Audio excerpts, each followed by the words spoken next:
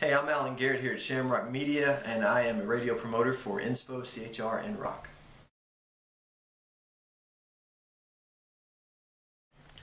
The role of a radio promoter in an artist's career is it's really to take the artist and put them on a platform for vast different audiences and just to get the music out there. It's an investment. It's something that it takes time.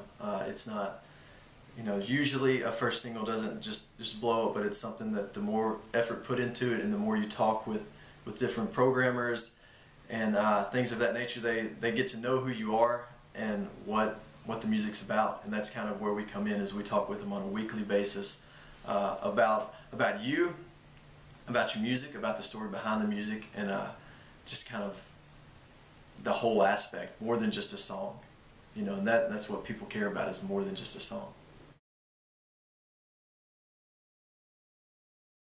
What we do, what you actually pay us for, I suppose, is we take your song and first and foremost we get it on a program called Play MPE, which is you upload your song and it goes out to every station. All radio stations, whether they report or not, for the most part, have this program, and so this puts your song right in front of them. And anyone can do that. It costs money, but anybody can do that themselves. But that's just like sending an email. It puts it in front of them, but unless there's a lot of follow-up, it doesn't help a whole lot. And so that's where we come in, and we call these stations every week. Every week we call them and talk to them about you. Talk to them about what your ministry is, what your song is, why you're doing what you're doing, and we try to get their feedback. And it's great when a station plays a song and reports it. By all means, it's great.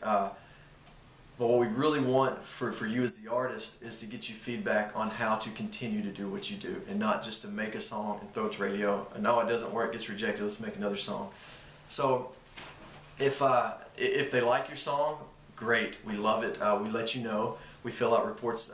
Here at Shamrock, we do it every other week to let you know what programmers are saying about your song. We don't keep in touch with every non-reporter, because there are literally just a lot. There are online stations, but we keep in touch with a lot of them, a lot of big stations that just do not report. So we let you know what they're saying as well. Your endpoint needs to be target expansion. That's kind of what you want, and how that helps. If you're familiar with radio, getting a song on the radio is not gonna bring in a ton of money. It brings in people that listen. Which, as for an artist, what you're going to want with that is help bring in shows.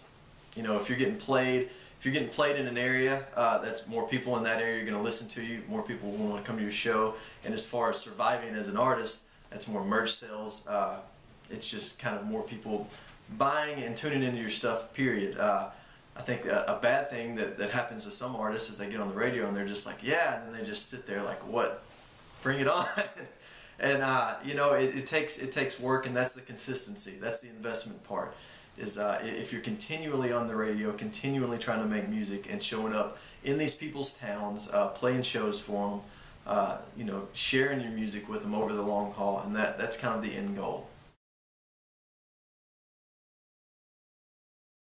Depending on your station, like I'm looking at CHR right now, there are 19 stations that report to CHR, Billboard. A lot of these same, probably 14, 15 of the same ones that report to Billboard report to CMW as well, the same numbers.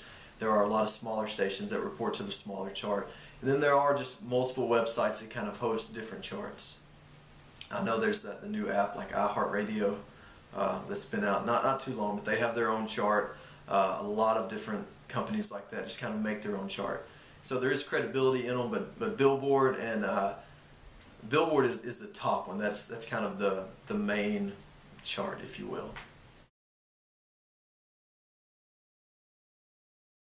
There's always benefits because there's a reason that they are charting. That means people are listening, and people are responding or voting, or however it ends up on that chart.